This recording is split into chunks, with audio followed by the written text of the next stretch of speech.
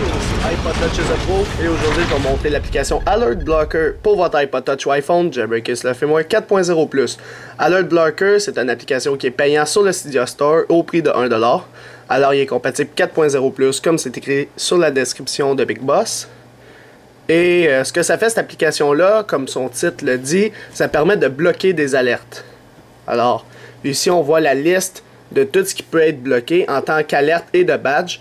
Alors, au lieu d'avoir le petit 1 sur l'icône et tout simplement le petit pop-up comme quoi un alerte dans le fond, eh bien on peut les bloquer puis on décide ce qu'on veut bloquer. Alors, si je reçois un appel, oui, je vais le recevoir, mais j'aurai pas le petit pop-up comme quoi j'ai manqué un appel, ni le petit 1 comme quoi j'ai manqué un appel. Voicemail. Quand je reçois un message dans ma boîte vocale, ça va faire un petit pop-up, nouveau message vocal, eh bien, je peux le désactiver, ce petit pop-up-là.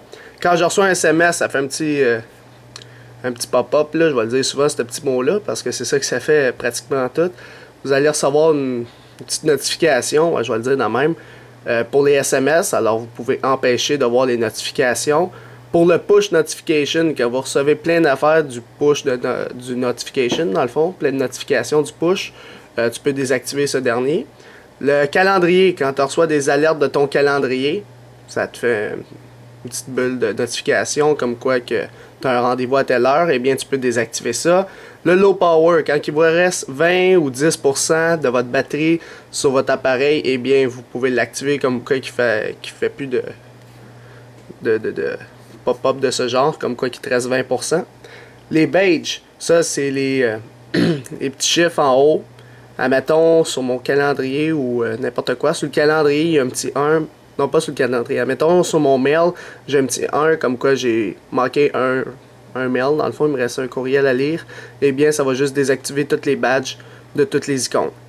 Alors lorsque vous avez installé confirmé l'application et qui est installée sur votre iDevice, vous n'aurez pas d'icône sur le springboard de votre appareil, ça va être directement dans les réglages.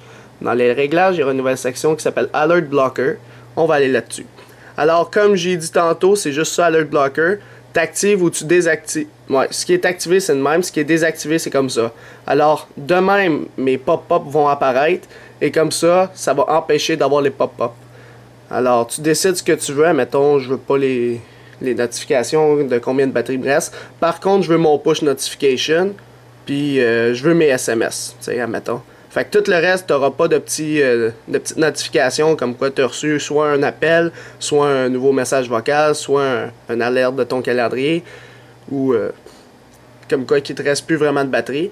Mais par contre, tu vas recevoir les notifications des SMS et du push notification.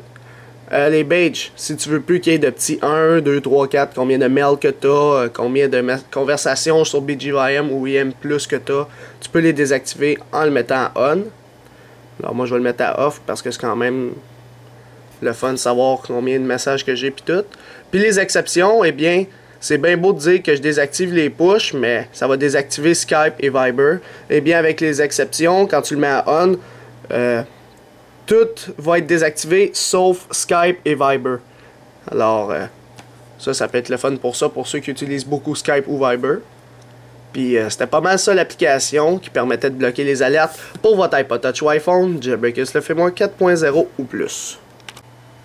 C'est la fin de la vidéo. Visitez mon site internet www.ipodtouchesapro.com et n'oubliez pas de vous abonner à mon canal de YouTube en cliquant sur s'abonner juste en haut ou sinon en anglais le mot subscribe. En cliquant dessus, lorsque vous avez un compte YouTube, vous allez être abonné à ma chaîne de YouTube Hello 3 Pro pour recevoir toutes mes prochaines vidéos sur les iPod Touch et l'iPhone si vous êtes intéressé. Et aussi, abonnez-vous à mon Twitter juste en tapant sur twitter.com iPodTouchesAPro et en me suivant sur Twitter avec votre compte tout simplement. Alors c'est ça, c'était iPod Touch is a Pro. Merci.